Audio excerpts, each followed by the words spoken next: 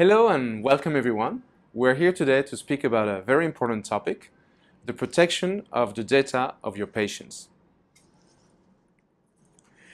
So what is considered personal data in a medical environment? Well, health data and generic data of a patient are considered sensitive data by the new European regulation known as GDPR. They are subject to more stringent conditions. The new regulation prohibits their treatment unless there is explicit consent. This is the Article 9, Paragraph 2. There are, of course, some exceptions. The necessary treatment to protect vital interests, preventive or labor medicine purposes, and public interest. So, what are the differences between privacy, confidentiality, and secret? Well, privacy refers to everything that is part of the private domain of people. People have the right to consider their own values, religious, political, cultural, intimate, and protectable. In this area, all the data related to the body, sexuality, health and illness, to life and death of the people. Confidentiality? Well, what belongs to the area of privacy is confidential. What the right of confidentiality protects is the use of that intimate patient information. And finally, professional secrecy. Professional secrecy is defined as the duty of members of certain professions not to reveal to third parties the facts that they have learned in the exercise of their profession. But of course, you know that already. So, nowadays, with the new regulations, patients have rights that guarantee the protection of their data. And what are the legal obligations on data protection in the health sector? Well, for the consent process of collection, use, and exchange of personal health data, allow people to consent to different parts of the collection. And then you have to keep records to show which people have given their consent, what they were told, and when and how they gave their consent. You have to make the consent easy to withdraw. Also, users, patients in this case, have the right to be forgotten and to eliminate requested data. There are consent requirements for minors and disabled persons. And you have to provide certain information to patients before obtaining their personal data. So who is responsible for ensuring compliance in the medical sector? The hospital, clinic, or health professional who has a private practice is considered responsible for the information of the patients. Therefore, prior to the collection of personal data, a file must be created and registered. This implies that the legal consequences will fall on those responsible. So what are the risks in the sanitary sector? Well, data leakage, fines can go up to 20 million or even 4% of the total annual turnover. Those are huge numbers. Also, the risk of jail time from 2 to 6 years and disqualification. In terms of an improper access to clinical data, there are jail sentences of 6 to 12 years. So in the criminal sphere, these crimes are considered very serious, and there are already several exemplary sentences. So we have to be careful. But what are currently people using as methods of transfer of medical data? The email, well, is the most popular and easy option to send results, but also one of the most vulnerable.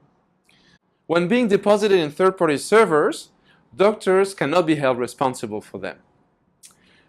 By SMS messages, this is another way of doing it. That's another known option. It's easy to send results, but it's limited in terms of the message you want to send, you can send actually, and the data doesn't have any protection or real encryption.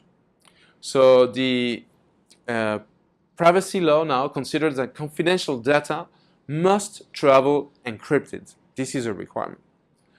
Other means of transferring data, well, WhatsApp. So it's easy to use. We nowadays often use it to send important information, even though we probably shouldn't. And this involves several risks. That the information is disseminated among unauthorized persons and therefore incur a lack of data protection regulations or lack of compliance with those regulations, better said. Finally, another way of doing that is using cloud services like Dropbox. And the use of any service in the cloud implies a certain vulnerability of the material that we store and share.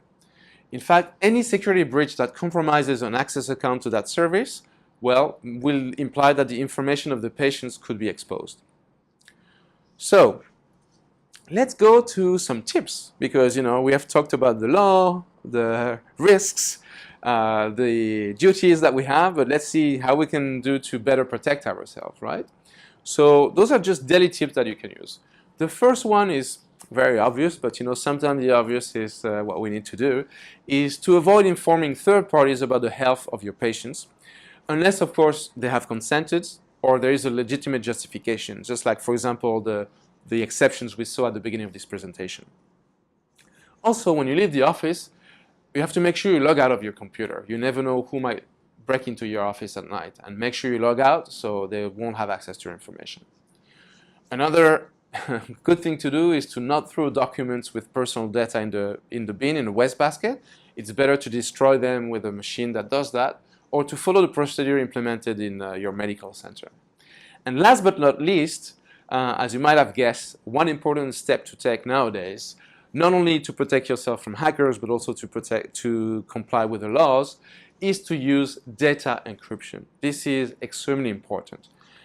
If you're going to send information via email or any other electronic mean, please make sure you use encryption. So, it's good that we talk about those things, but data encryption, what is it exactly? What does it consist of? Well, it consists of taking the data and creating a shell that makes them inaccessible and illegible for those who want to access without authorization. It can only be unlocked with a predetermined password or secret, and only the one who sends information and the one who is intended to be the recipient of this information, those are the only people who can actually access the information. It has several advantages. One is to ensure that the results reach only the patient and no one else. Two is to avoid unauthorized access to medical data. And last but not least, to avoid fines for data leakage, as we mentioned before. There are actually several encryption types, right? The encryption in local is what keeps the file protected while they are on your device, but not when you send them to someone else, and then they get exposed again. There is also the end-to-end encryption. This is an encryption system that keeps the content protected in all phases of the file transfer process. And that's the only one, in fact, the only ones that can access are the ones with the keys, so the one who sends and the one who receives.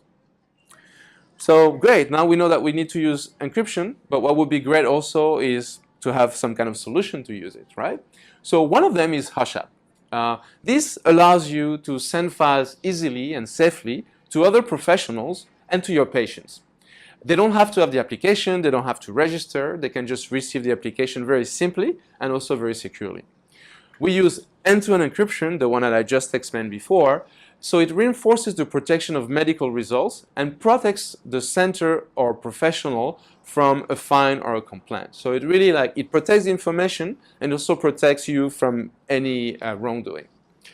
And it's ideal for even small consultation practices, as it doesn't require any installation or any learning process. So it's really nice to use. We actually have some detailed information about how it works technically. It's probably not the time to go into the details, but as you'll see, we're really focused on making sure that your information is secure, and we protect the information at every step of the process. We also have a nice video that explains how the app works and the web app works. We'll put the link at the end of this video, and you feel free to watch it whenever you want.